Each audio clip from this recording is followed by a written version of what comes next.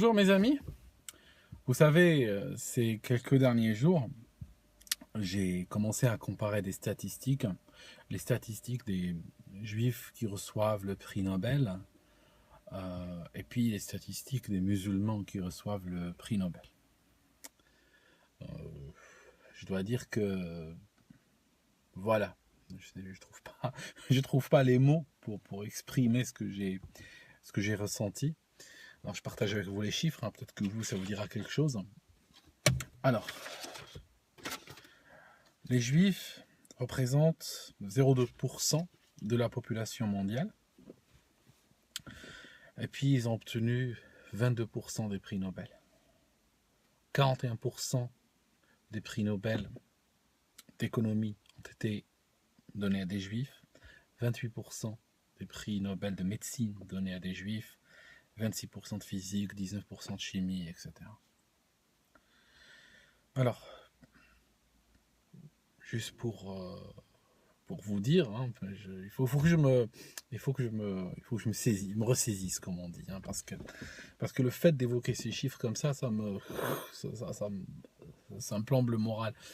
C'est pas cela qui me plombe le moral. Moi, j'ai pas de problème que des juifs obtiennent des prix Nobel. Ce n'est pas cela.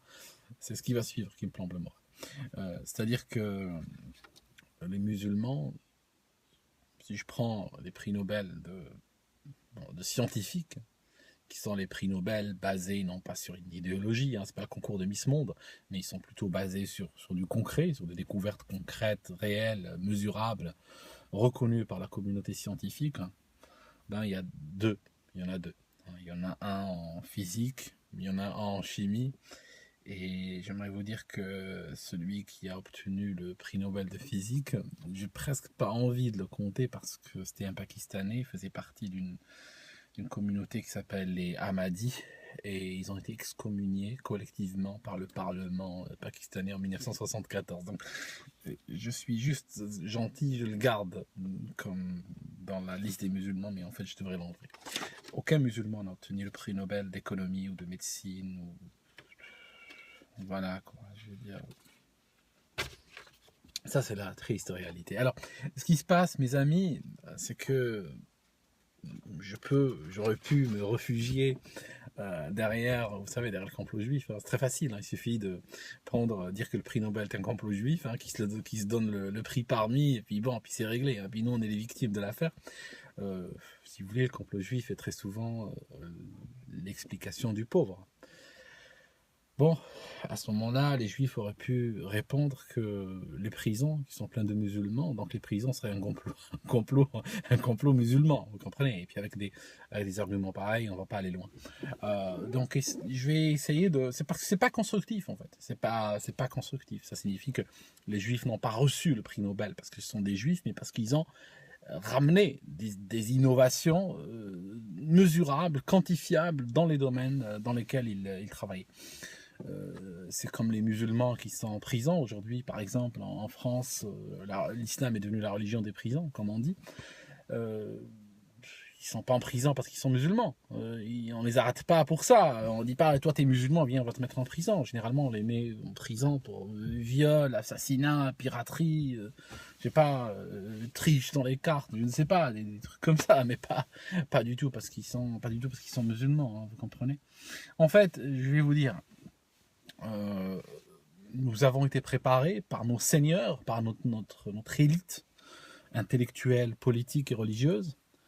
Nous avons été préparés dès notre enfance à ce destin-là, à ce destin de loser, à jouer perdant, sur la carte de l'humanité, à jouer perdant.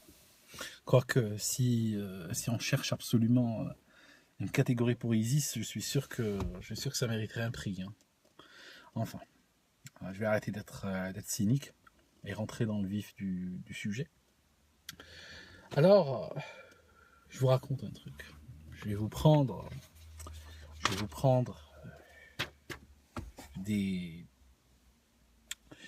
la vision, on va dire sunnite de la chose, hein, qui vous permet tout de suite de voir. Parce que je prétends, moi, qu'une nation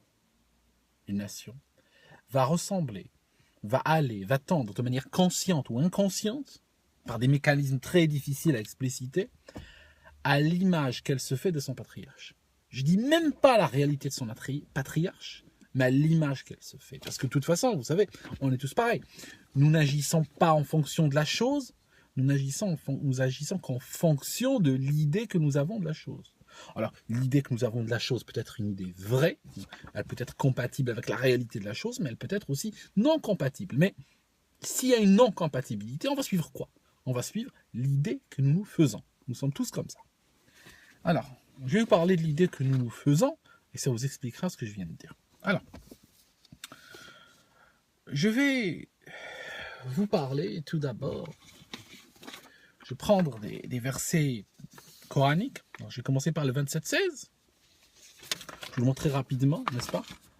Et je vous le lis. Et Salomon hérita de David. Donc, vous savez, Salomon était le fils de David. Donc, le roi Salomon, le roi David, ce sont... Bon, je vais dire plus juif que ça, tu fais pas.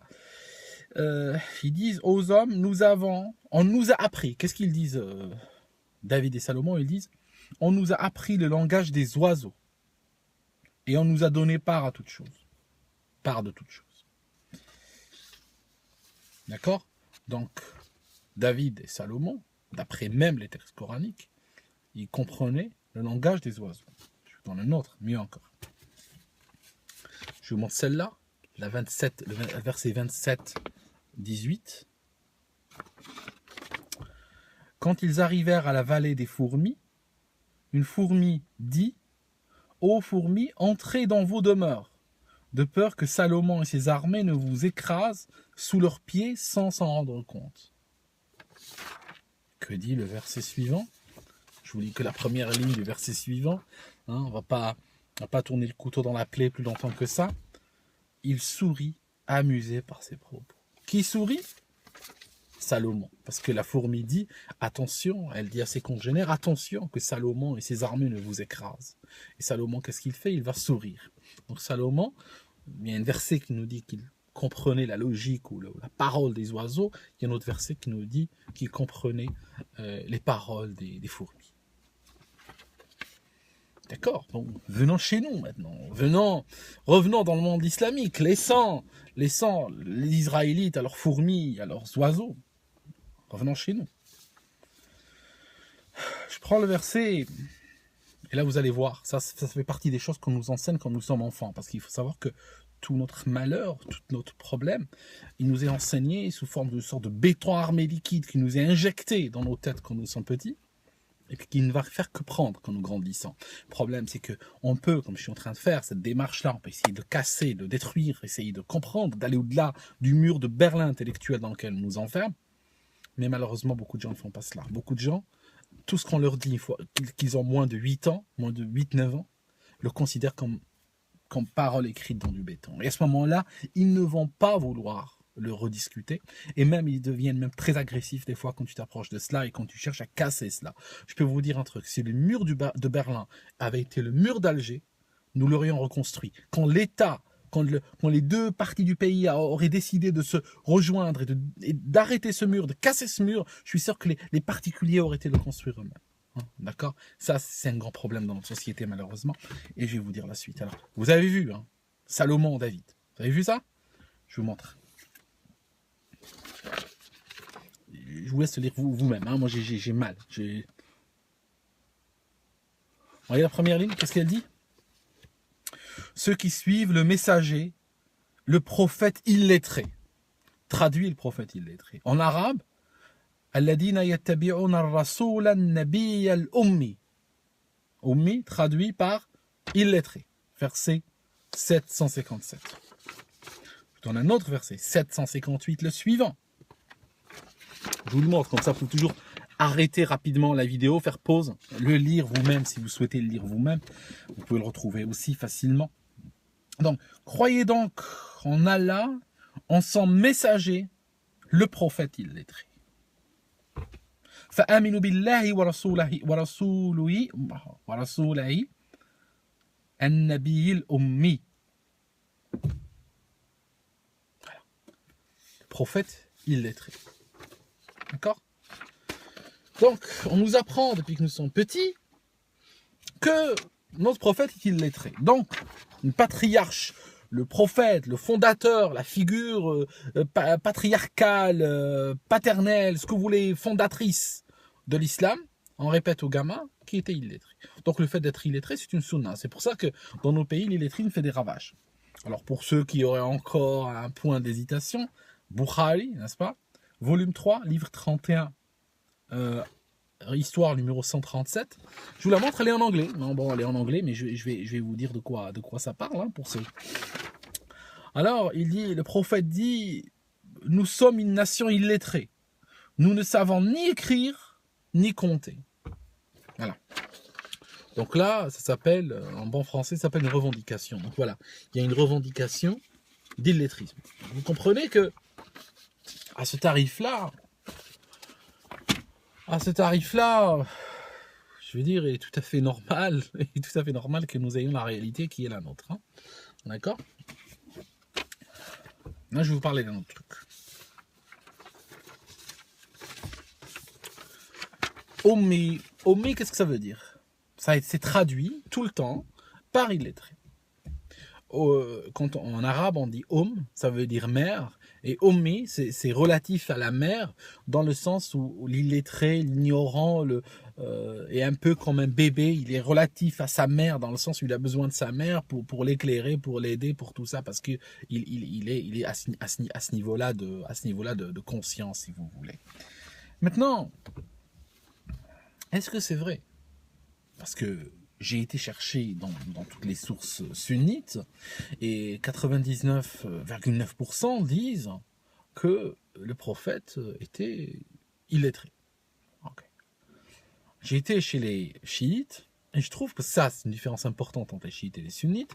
Je trouve que l'imam, ce qu'ils appellent l'imam al-Jawad, enfin, c'est son surnom, l'imam al-Jawad, qui est le 9e imam des 12 imams des chiites, qui est descendant donc, du prophète Mohammed, donc il parle de son ancêtre, il dit quoi chez les chiites? Et là vous allez voir la différence totale entre les deux doctrines.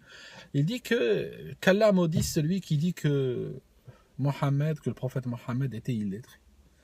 On a deux positions complètement opposées. Maintenant, je vous donne la lecture chiite si vous voulez, et même il y a certains sunnites qui adhèrent à cette lecture-là. Il y a une université à la Mecque qui s'appelle l'université de al-Qura. Al-Qura. Ça signifie l'université de la mère des cités. Je vous montre son site web. Hein. Je vous montre leur site web. Il y a aussi une revue publiée à la Mecque qui s'appelle, ils ont un site web, je n'ai pas ici la capture d'écran, qui s'appelle la revue de al-Qura, de la mère des cités.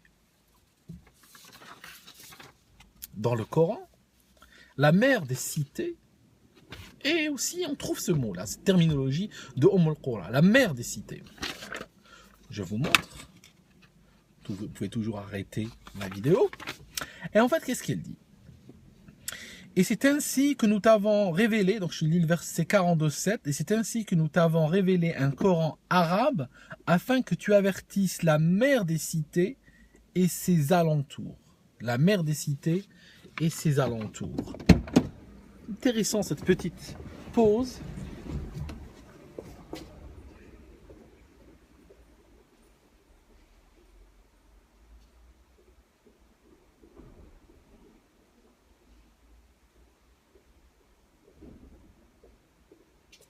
Alors, je disais donc,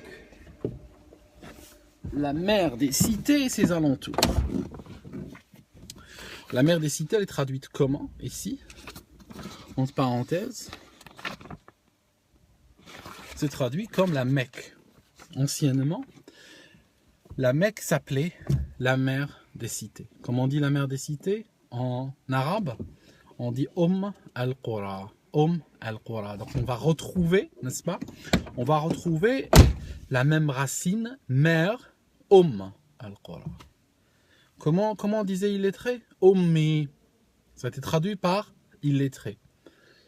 En vérité, celui qui vient de al-Qura, donc le Mecquois, n'est-ce pas? Celui qui vient de Paris s'appelle parisien. Celui qui vient de la Mecque, quand on dit la Mecque, c'est un Mecquois. et celui qui vient de al-Qura s'appelle Ummi. C'est aussi simple que cela. Ça veut dire, le prophète Ummi, An-Nabil Ummi, ça veut dire le prophète qui vient de la Mecque. Aussi simple que cela. Dans une autre terminologie, des fois ce mot était utilisé dans la littérature de l'époque de manière plus large, il désignait les Arabes non seulement de la Mecque, mais de la Mecque et de ses environs. Donc, parce que toutes les tribus de l'époque trouvaient leurs racines à la Mecque ou revendiquaient des racines à la Mecque, parce que même en temps pré-islamique, la Mecque était une ville sacrée, c'est pour ça qu'elle s'appelait la mère des cités, ce n'est pas pour rien qu'elle s'appelait ainsi, et donc tout le monde se revendiquait de la mère des cités, donc tout le monde, tous les gens de la région étaient plus ou moins des Ummi, et c'est utilisé même dans le Coran dans ce sens-là à de nombreuses reprises. Tous les Arabes de l'époque qui vivaient dans la région de la Mecque et des centaines de kilomètres autour étaient plus ou moins des Ummi. Maintenant, pourquoi ça a été traduit ainsi? Ça a été traduit ainsi parce que certaines personnes ont une foi de pauvre type. Parce que, qu'est-ce qu'ils disent? Ils disent que le miracle du prophète Mohammed, c'est qu'il a ramené le Coran alors qu'il y a un livre écrit de manière extrêmement complexe, alors qu'il était illettré. D'accord? Donc, le corollaire, c'est quoi? Le corollaire de cela, il devient très agressif quand tu leur dis qu'il n'était pas illettré. Il y a plein de vidéos de salafistes en ligne qui répondent à certains qui ont osé toucher à ce dogme de l'illettrisme de Mohammed et de la nation de Mohammed. Ils disent que, si il était capable d'écrire, c'est qu'il aurait écrit le Coran lui-même. C'est qu'il l'aurait élaboré lui-même. Tu comprends? Ça signifie que le miracle, finalement, le dogme de la nation sunnite tient sur le fait que Mohammed ne savait pas écrire et il a ramené le Coran. C'est la seule chose qui les a...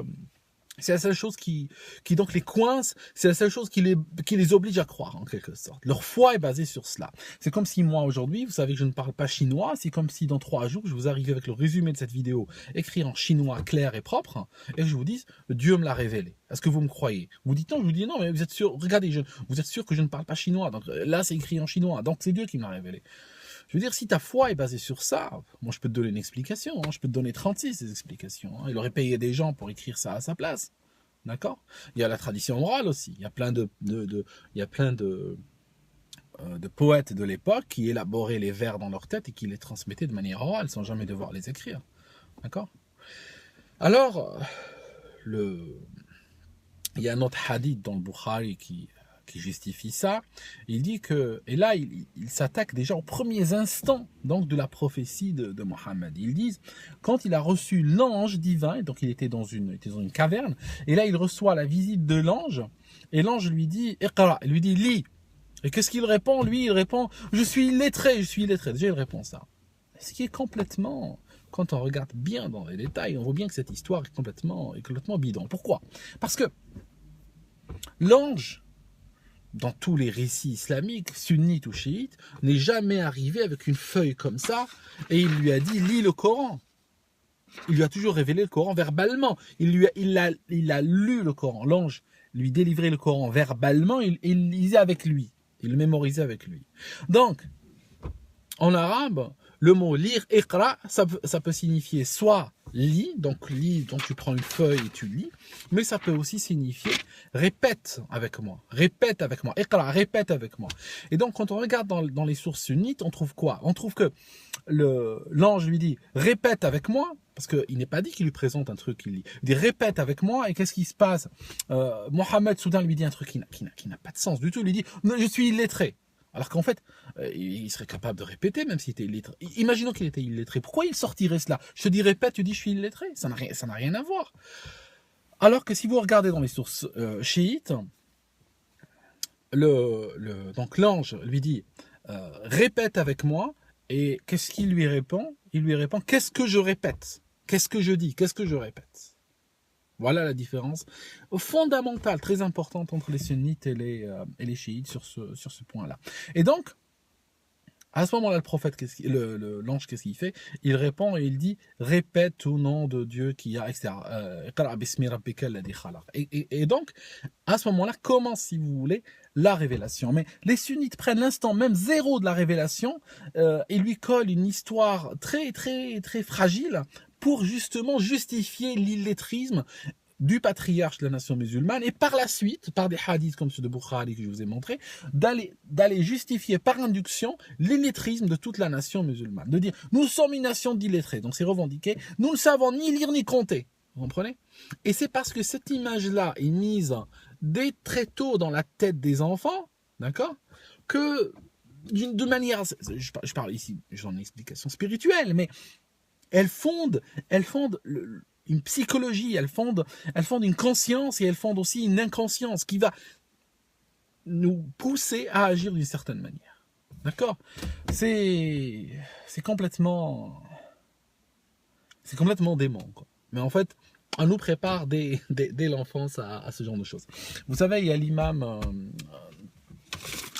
Ali, alors ça je sais pas si les chiites ou les sunnites qui citent ça, les sunnites citent pratiquement rien de l'imam Ali, pratiquement rien en fait, tu vois qu'il y a 20 ou 30 histoires qu'il raconte. En tout cas, peu importe, il dit que lors du jugement dernier, il y aura plein de gens dans la nation musulmane qui arriveront avec leurs imams, avec leurs responsables ou leur élite idéologique, eux maudissant leur imam et l'imam les maudissant. D'accord? Chacun maudissant l'un l'autre, chacun en disant à l'autre, les uns disent tu nous as égarés, l'autre dit c'est pas moi, j'ai rien à faire avec vous, etc. C'est une image, bien sûr. Les imams ne vont pas vous raconter cela. Tu penses bien que ton imam de quartier va plutôt te raconter les histoires qui tendent à montrer son autorité, à asseoir son autorité sur toi plutôt que les histoires qui auront tendance à fragiliser son autorité. Bon, maintenant, vous savez, beaucoup de gens, c'est pour ça que j'aime bien les histoires racontées par l'imam Ali, parce que c'est toujours des histoires dans ce sens-là, ce n'est pas des histoires qui viennent cirer les bottes des califes, des sultans, des émirs et tout ça, et les glorifier, mais plutôt les remettre à leur niveau. Maintenant, il y a même des chrétiens qui ont lu... qui disent qu'ils se sentaient alaouites après avoir lu, ça signifie qu'ils avaient de l'admiration pour Ali et sa philosophie. Il y a des gens qui n'aiment pas cela du tout, qui ne vont pas aimer ce que j'ai cité, des sunnites qui disent pourquoi tu dis ce truc de Ali, etc. Raconte-nous un truc de Abi Huraira, le père du chat par exemple. Bon, je vais vous montrer un verset. D'accord, je vais vous montrer un verset. Qu'est-ce qu'il dit ? Et donc, ça rejoint à peu près ce que je disais. Il dit, Seigneur, nous avons obéi à nos chefs et à nos grands. C'est donc eux qui nous ont égarés. Ô notre Seigneur, inflige-leur 2 fois le châtiment et maudis-les d'une grande malédiction. Rabbana atihim da'fayni min al-adab wal'anhum la'nan kabira. D'accord? Donc, que nos grands et nos seigneurs soient maudits, quoi. Comme dit le verset. Qu'ils soient maudits de nous avoir entraînés dans cette voie qui a fait de nous les derniers de l'humanité, quoi. Que nous sommes obligés de survivre de l'aide sociale des autres, que nous sommes obligés de nous soigner avec les inventions des autres, de voyager avec les inventions des autres, d'avoir notre confort avec les inventions des autres, que nous soyons juste une sorte de passagers clandestins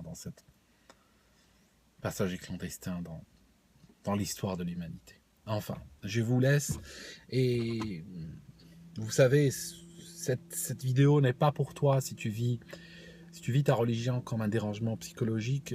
Sincèrement, je ne suis ni le problème ni la solution. Je te conseille d'aller d'aller consulter quelqu'un, je sais pas, un spécialiste, on va dire de la santé, qui pourra plus t'aider. Je ne vais pas pouvoir t'aider sur ce plan-là, tu vois. Ce genre de vidéos sont faites pour des esprits libres, pour des gens prêts à changer d'avis, pour des gens prêts à se documenter, d'accord. Je ne suis pas un gourou, je vous dis toujours, faites votre mieux pour démontrer que j'ai tort, parce que sur ce chemin-là, beaucoup l'ont suivi. Et sur ce chemin-là, vous découvrirez plein de choses. Même si vous arriverez à la fin peut-être à des conclusions différentes des miennes. Mais au moins, vous arriverez à quelque chose de construit, à quelque chose qui vous appartiendra et avec laquelle vous vous sentirez à l'aise. Et je peux vous dire un truc. L'ignorance, là, vous savez, on est en train de vous dire que le miracle de l'islam, la fondation de l'islam, la véracité, le pilier qui fonde la véracité du message islamique est que son prophète était nul lettré. Vous comprenez comment on se moque de vous? Vous voyez ce qu'on a fait de vous? Alors que moi, je vous dis un truc. Si vous cherchez, si vous allez vers le savoir, si vous allez vers la vérité, il y a de quoi trouver une parole de vie là-dedans. Il y a de quoi vivre, il y a même de quoi vivre bien en plus, d'accord? De vous sentir bien, de vous sentir valorisé, de vous sentir grandi, de vous sentir libéré et vous sentir capable de répondre à ces imams de mort qui depuis 1400 ans nous répètent les mêmes saloperies. Ok, je vous laisse tranquille pour le moment et puis je vous souhaite tout de bon.